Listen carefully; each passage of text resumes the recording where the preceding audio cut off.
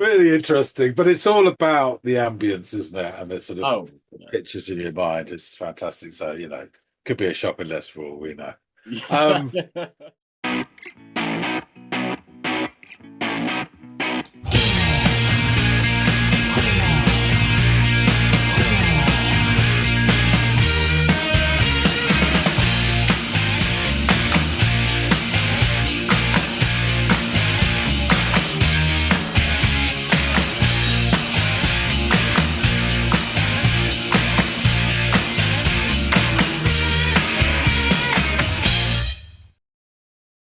Hey, everybody out there. Welcome back to another episode of the Audiophiles. I'm Andy, that's John, and today, like all other days, is going to be devoted to music, specifically a certain artist and a certain song that John wants me to check out today. I will do just that, and we will discuss it at length upon my return. John, Wheels Are in Motion. Who's the artist? What's the track? so the artist, as far as I can make out, apologies in advance, is Ichiko Aoba. Mm, okay. No, that's not ringing any bells or anything for me No, here. fair enough. And the track is Sonar. And this is a live performance, a session for The Late Show. Oh, okay. Interesting. Well, said this plenty of times. If it's on the Late Show, it's probably going to be good. It's kind of like our jewels over here. So, let me go off and give this thing a watch and a listen, and I'll come back and let you know what I think. Ooh.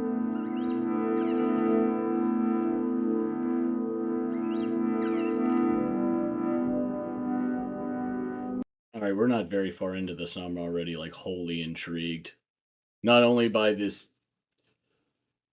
ethereal resonance but also this ethereal light that I mean, it almost looks like it's coming from the instrument and like illuminating her, but I believe it's like the light perfectly timed coming in through a window that's casting this white light across her, which does really add to the kind of ambiance and aesthetic that she's crafted here. And it's really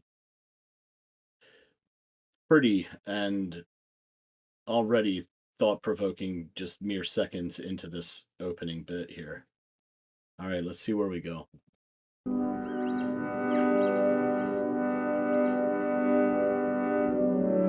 Reeking is interesting. WD-40 would fix that.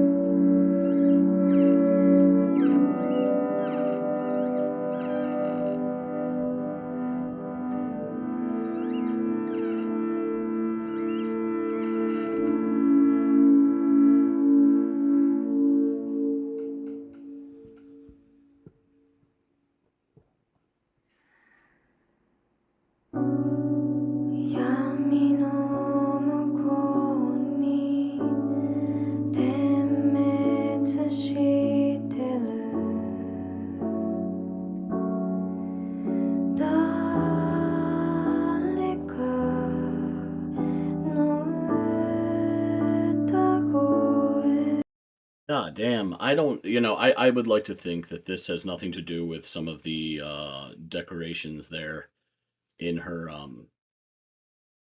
background. I would like to think that this just comes naturally if I were to just hear the audio of this, but she has this voice that is very floral. It is delicate and beautiful, much like flowers, and it seems fitting. I mean, she's clearly Japanese, and Japan is known for having some of the most beautiful flowers and floral displays in the known world. So, of course, she would have a voice that kind of matches that aesthetic. It's kind of like haunting, but and again, I used the word earlier with the way the notes of the key sounded, and as well as the light coming in, but there is this ethereal quality to her voice as well. Um, it's as if in the best way put you to sleep. And I don't mean like, oh man, she could put you to sleep. I mean like she could lull you into this sense of comfort and warmth that you you couldn't fight the onset of sleep, even if you tried. Yeah, really pretty. 私はここにここがどこな I'm gonna get nothing as far as lyrical content goes, though. わからないでもただ聞こえてる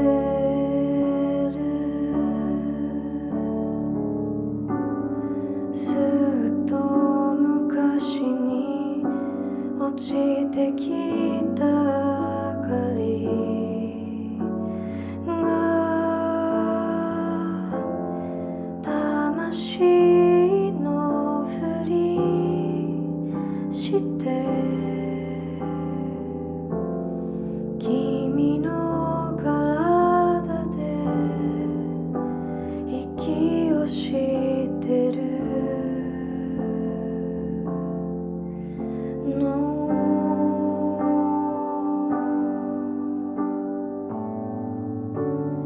七色の雫震えてる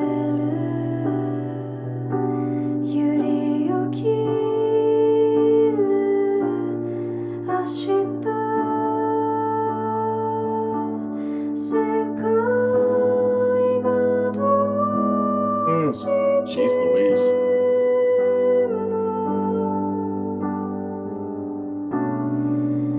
まだ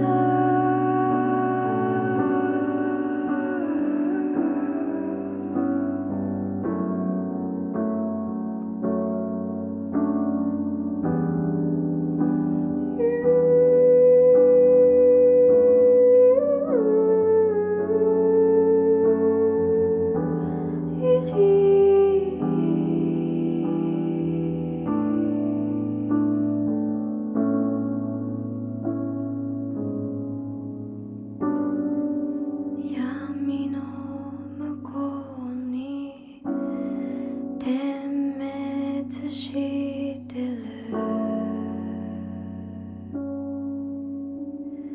最初の歌声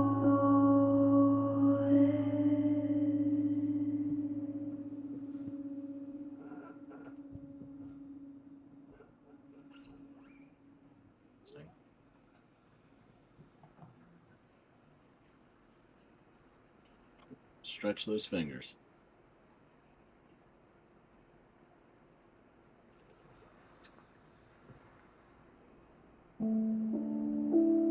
That was damn near 20 seconds of just pregnant pause.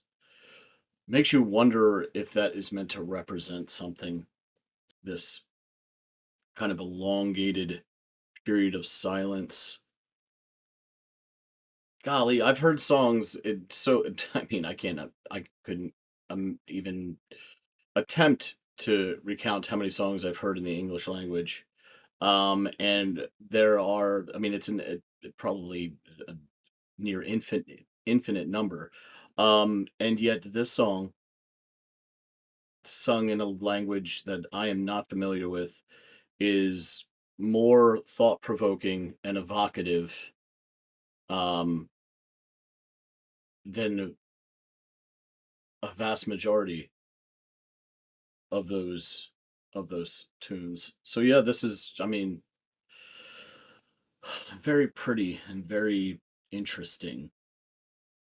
Let's press on and I'll give you my thoughts at the end.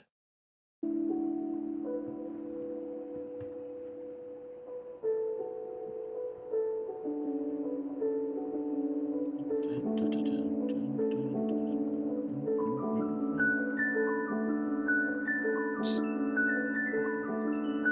like rainfall or something splashes in a pool.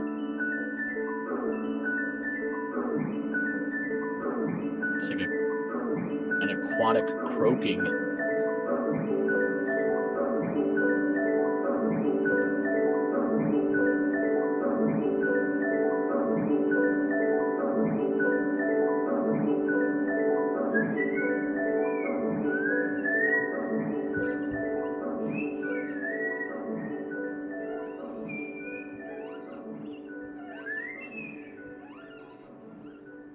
So very interesting.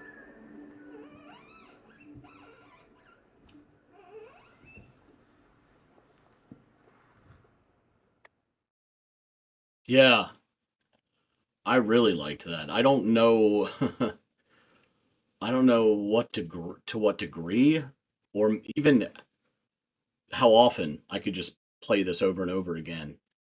I'll tell you this, when I would come on, I don't think I'd be able to turn it off, that's for sure. The last bit really sealed the deal for me, and I was already having this feeling before then, but then it just ramped it up quite a bit. But there's this very natural sound to this, and what I mean by natural is like derived from nature or meant to symbolize nature in a weird way. That's what I felt. And again, I don't think it's just because she had some pretty flowers in the background. Um, Her voice was like the flora of this soundscape slash quite literally landscape that I was imagining. The ambient sounds of the keys were like the air, and these sort of interesting sounds injected toward the end, and the creaking in the beginning. I should mention, but that reappeared later, and then all these added little bits as well were almost like the fauna, like bugs chirping and frogs croaking. There with that throaty aquatic sound that I had mentioned. And even the last bit sounded like it could have been birds chirping. All of this stirred together and performed by quite a talented artist here. Made for this piece of auditory art that painted such a visual picture in my head of, again, this very natural scene, like 10 minutes just observing, a wetland or the banks of a pond.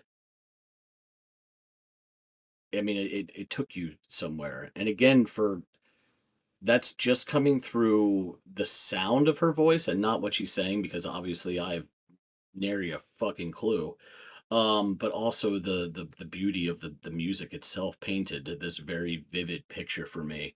Um, and I've said this time and time again, and I think John would echo this sentiment and has said something akin to it before in the past, where it's just like that's that's talent, right? To be able to do that, to be able to take one medium um that's made for the ear, you would think, and it stirs all these things that you see in your mind's eye, um just through music and sound.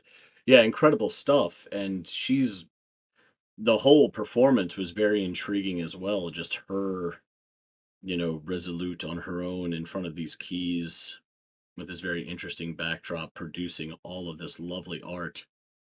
I really enjoyed it. Again, I don't think I'd seek this out and just hit repeat, maybe unless I was like, laying on the banks of a pond or a lake somewhere out in the wilderness. But everyday listening, I think I'd be lying if I said that this represents that to me. But it is so worth listening to again, and I'm sure I will. It'll just the circumstances will have to be right. But yeah, I really enjoy this. Stephen Colbert, a lot like his predecessor Letterman, um, is great when it comes to musical guests. So I'm glad that baton was um so seamlessly handed over between the two when Colbert took over the reins for the show, because we get introduced to more great musical guests. So yeah, hats off to Colbert and just the Late Show in general for always providing some really interesting stuff. And yeah, great shot by John. Let's learn some more and get back to him. Partick Thistle, he's back. So you've had listened to Sonar and the wonderful live version on. I don't know how the hell she turned up on the Late Show. I don't really know much about the Late Show, so you can probably fill us in. But I think it's amazing. I was delighted when I saw this clip Yeah. from Ichiko Aoba. What did you think?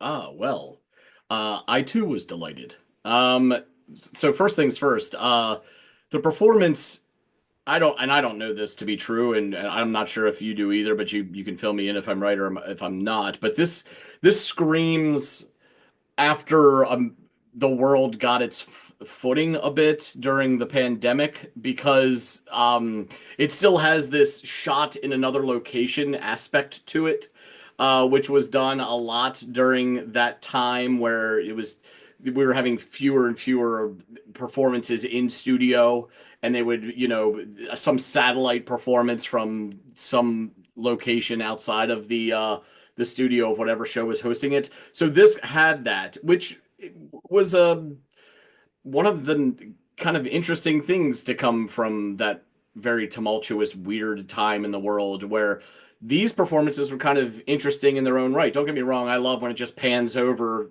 20 yards and it's the stage right and the band's performing, not far from the sofa or whatever, on the set. But it just reminded me of that period, and there were some other really great performances that were akin to that during the time. So that's instantly where my brain went.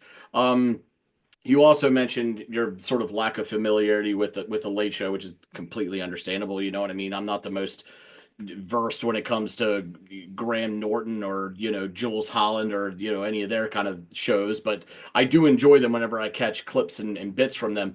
But yeah, this is Stephen Colbert's iteration of the Late Show, which was inherited from Letterman when he stepped away. And one thing I mentioned to you off camera about what's great about that transition was that when Colbert came in, he kept the same mentality about booking musical guests. These weren't going to be top 40 hit makers. They were going to have an indie streak to them or a more artsy streak to them, a lot like how Letterman would book the musical acts on the show. So I'm glad that there's that consistency between the two iterations of the Mm. show was maintained. So hats off to Colbert for booking several artists, including Miss Aoba, whose performance, as I'll get into, was stellar. Um, so the atmosphere in this song is really strong right out of the gate. And it's almost this masterclass of less is more in order to create that in such a short amount of time with very few bits of glitz and glamour or anything like that. These aren't a lot of shiny objects. It's just kind of this sustained these few sustained and ethereal sounds pouring from the keys of a very isolated Miss Aoba. There is the occasional squeak here and there as I well. love that. I Yeah, love so it. do I. I grew to like it too. At first, I found it to be completely odd, and I thought it was a matter of her pedals not having enough WD-40 in them or something, Yeah. because you're seeing her footwork and you're hearing this, but I don't think those two are connected at all. Um, so yeah, that sounded really interesting. Also, as I alluded to a moment ago, she has on her lonesome for this one this angelic light illuminating her, and it's clearly coming from like a window that is, and this is filmed at the perfect timing where the light cascades through this window onto her, but it almost looks like it's coming from the instrument and shining, like illuminating her body, and it, again, ethereal is a word that I describe the sounds. There's this ethereal look to her as well, almost angelic. But yeah, go on. I see you've got a point to make. Just so I remember, I will come back to it later, but there is a reason for the lighting. Yeah, there's a few things in this super subtle, some more than others, that beg the question of what is the purpose of this. This has to serve as some sort of mechanism. It's not happenstance, or just a artistic decision based on carte blanche. There seems to be meaning to some of these things, which I'm intrigued by. One of the many things about this performance and everything surrounding it that intrigued me. So I'll be interested to hear more about that when we get to it. So yes, this angelic light is illuminating or shining onto her. And it only adds to this mystique of the whole aesthetic she's assembled for herself. So I'm firmly intrigued at this point, and I'm telling you, we're only in the opening seconds of this performance in the song. So sometime around the 48-second mark, she gives the pedals a break and allows the room to sit in silence for a few beats before she begins the what I assume is the first verse proper. And it's not as if I expected like a Boston accent to come flying out of her gob at any point, but it's probably not much of a surprise that I didn't realize what she was singing. I realized she was singing in her native tongue, but I don't realize what the hell she's saying. So at least I get a pass on having to do any lyrical interpretation. So I'm comfortable in mailing it in on that. So that doesn't prohibit me from deeply appreciating, though, her vocal delivery, the tone and control as well. Um, so, much to my delight, she has this beautifully haunting voice, one that is soaked in this dreamy and delicate quality. There is something, and I don't want to, I maintain that this opinion wasn't fueled by the fact that she was surrounded by what looked like orchids or some other flowers behind her, kind of strategically placed around these sort of lavendery, purpley colored flowers, but there's something incredibly floral about her voice. And the beauty that it possesses, which is fitting, I suppose, since Japan is known for being home to some of the world's most beautiful flowers and floral displays. So it kind of goes hand in hand. Um, so at the 4 minute mark, um, all resonance kind of like ceases, and there is nothing but silence and some interesting hand motions, kind of stretching uh, from the talent for about 18 seconds before she then begins this very pretty, sparkling, kind of twinkling motif on the keys. And again, this is one of those moments where I'm like, an 18-second pause has to represent something and has to mean something more than just she needs that much time to collect herself before segueing to the next portion. So I found that to be really interesting as well. She begins that aforementioned motif that I alluded to. Carries the song into. Beneath it, there is this interesting, almost aquatic yet throaty sound akin to like a bullfrog heard croaking underwater. Um, and these sounds continue to grow and commingle. There are other ones as well that join the mix, along with the our beloved creaking sound from earlier that rejoins the mix. And the combination thereof carries us to the end of this wildly interesting and evocative bit of art. That's what it is. It's more than just a song. There's levels of artistry to the whole shebang. And I'm clearly not sure what exactly to make of it, given the absence of context and the language barrier. But that doesn't stop the mind from wondering. In fact, that's part of what is so astounding because I don't know if my mind's been sparked this much by a foreign language song maybe ever. And there's tons of songs I've heard in my native tongue that have been less evocative and thought-provoking than this sung in a foreign one. So hats off to her for being able to do that. It sort of transcends, languages and cultures, which is quite a feat in and of itself. So, yeah, my imagination really ran wild. There is, as I mentioned, this mystery or mystique about this track, and I think part of that is obvious because of the language barrier and the extra level of deciphering and code breaking one needs to do. Um, but for me, this sounded like nature. Her voice is the flora. The ambient sounds are the air, and the disparate sounds she added could easily be interpreted as the fauna. These bugs chirping, frogs croaking, even birds singing. All of it worked together to make this beautifully natural setting in my mind's eye. I really enjoyed the slightly odd, slightly mysterious, but ultimately beautiful song and performance. So, Tell me how you experienced it. Tell me what you know. I know it sounds like there's information on her and possibly the song is scant. But I'd love to hear how you took this in the first time you gave it a go. Yeah, I'll be honest with you. She's an established artist, and this is the only this album is the only thing I have of hers. I will dive into more, and there's a reason for it. But so it was quite nice for me to do the research on this as well. So I stumbled across this album. I can't even remember how. A couple of months back. That's it, because it's only been out a couple of months. It's all new, Oh February. wow, that's Yeah. interesting. Then well, maybe it's because she's in Japan and the travel and all that wouldn't be involved is why it was shot the way it was. So it She was wasn't in something. America for it, definitely, but it just gives another sense of otherness. Do you know what I Yes, mean? yeah, it It does. It is, does. yeah. That Even that though there's people no, really capitalized on and leaned into because of the pandemic, but obviously this is yeah, far yeah, removed from that. So that's interesting. it is, but it gives it the sense of otherness, but also this like, well, pay attention because this is different kind of thing. Yes, It's all yes. shorthand there and choices that are made.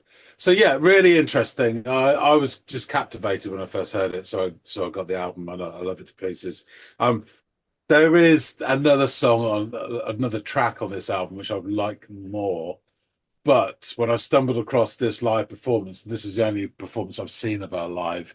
I was just delighted with it. So I thought, yeah, let's run with this one because it's a great track as well. And it's just seeing her do it and it all coming Mhm. together. It's slightly different from the album version. There isn't that long um, pause, but I'll get into other stuff as well.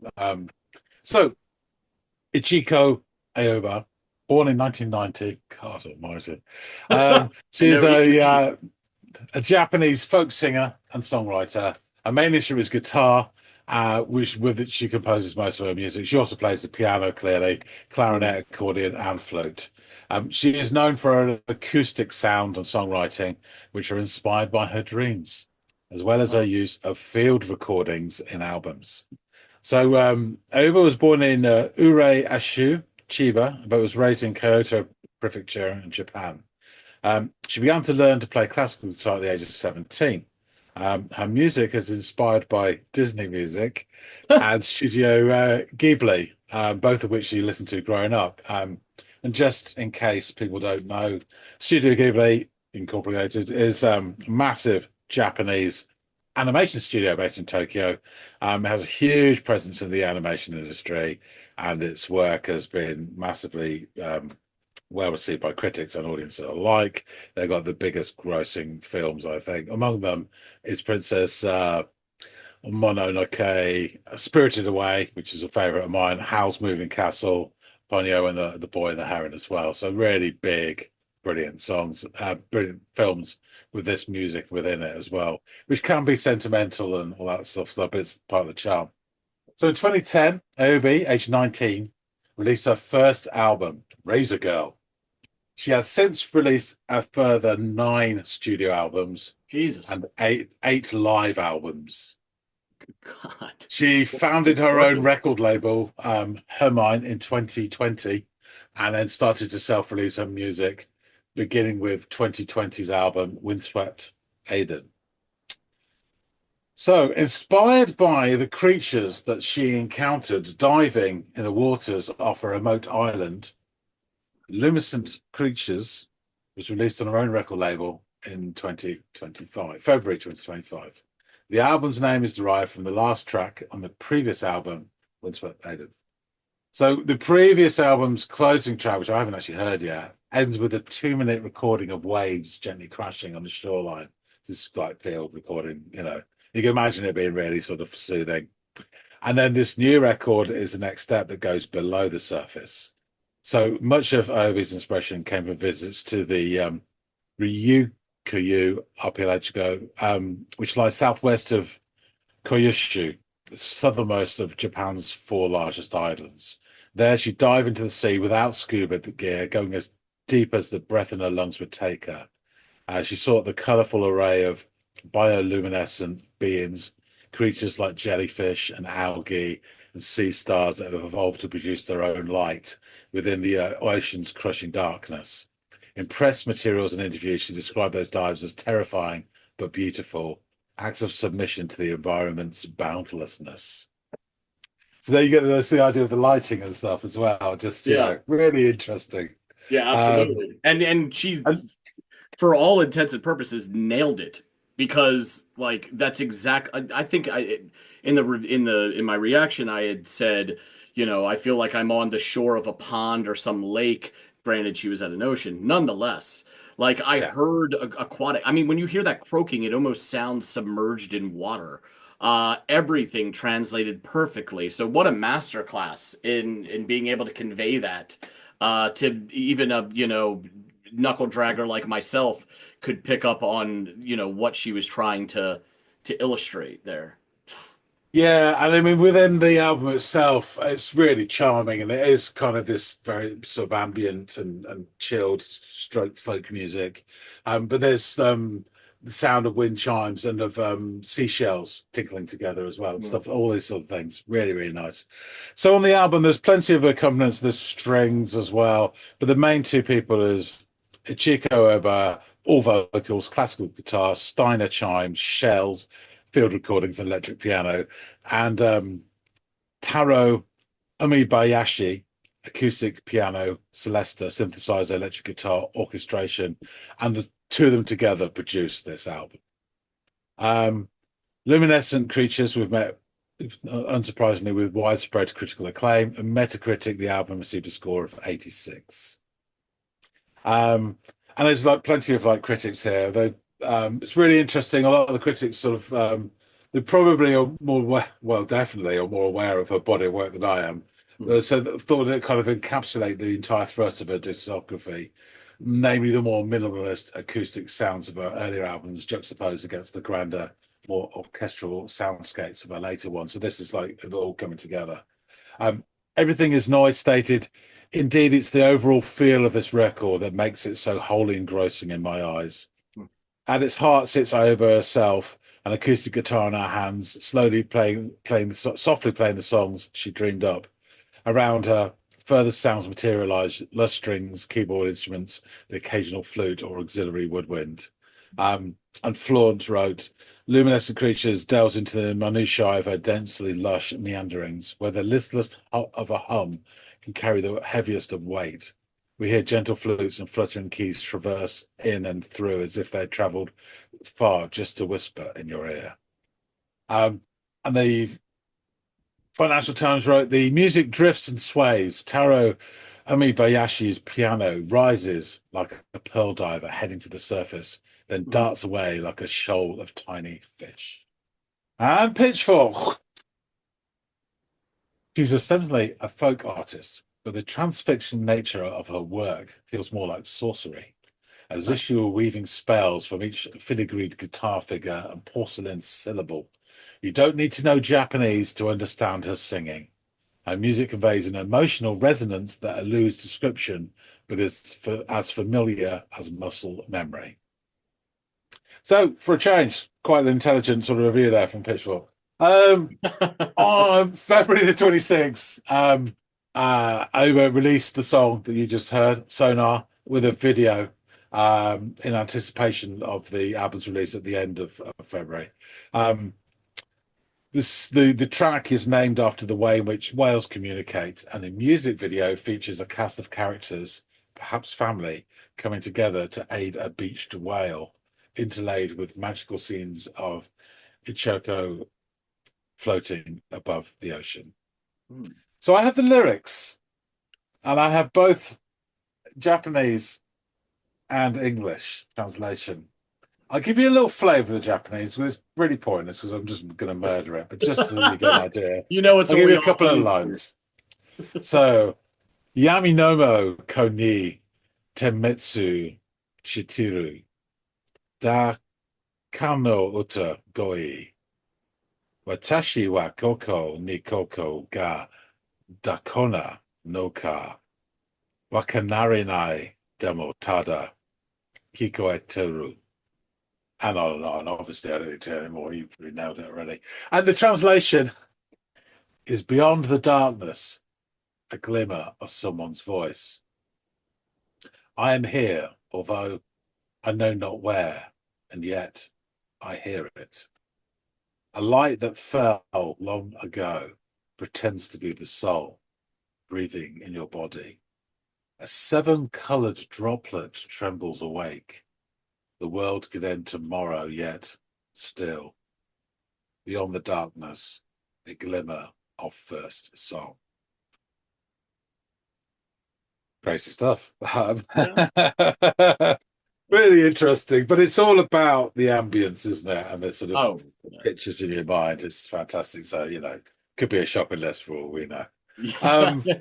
Just to tie into saying one about this performance. So in November 2024, Aoba announced that Luminescent Creatures was due for release, and a world tour taking place from February to May of 2025, specifically spanning countries in Asia, Europe, and North America. Oh, wow. So she was there during that time, and that's how the performance go about. So that's about as much as I've got. I'm going to dive into a bit more of her back catalogue, particularly the previous album, because it ties in with this. And if I find some more stuff, we'll bring some more stuff back. But I just thought this was change of pace, a bit different, and yeah, at that. Yeah, it's intriguing and really, really charming, charming. It sort of got me straight away the first time I heard it, and I can't even remember how I got to this. So I wish I did, because I'm incredibly grateful to stumble across it. And I think she's very popular within the circles that she moves in, but outside of that, perhaps this will break through a bit more. But she deserves to be heard, no question there, man. Yeah, she knows what she's doing it well. Yeah. Okay, I shall wrap things up. Thanks for listening, Sandy. Thank you. Folks out there, tell us what you think. If you like this, please do hit the like button. There probably won't be so many initial viewers to this just because of the name, but those who do give it a go, hopefully you'll get something out of it, because I think it's really interesting and intriguing. I know I did. Yeah, so drop some comments as well. We'd love to hear from you, see what you think. There may be regulars amongst our community, if you want to call it that, which probably have more sort of knowledge of this artist. And if you do, then we'd love to hear from you. But your opinions either way would definitely be welcome. Be interested to see what you say. If you haven't subscribed already, please do. And more of this meaty goodness with perhaps a touch of seaweed could be yours 5 days a week. Imagine that. Not the 8 days the Beatles song about, but it's something. That being said, thanks again so much for watching, and we'll see all of you on the next episode of the Audiophiles. See you later, guys.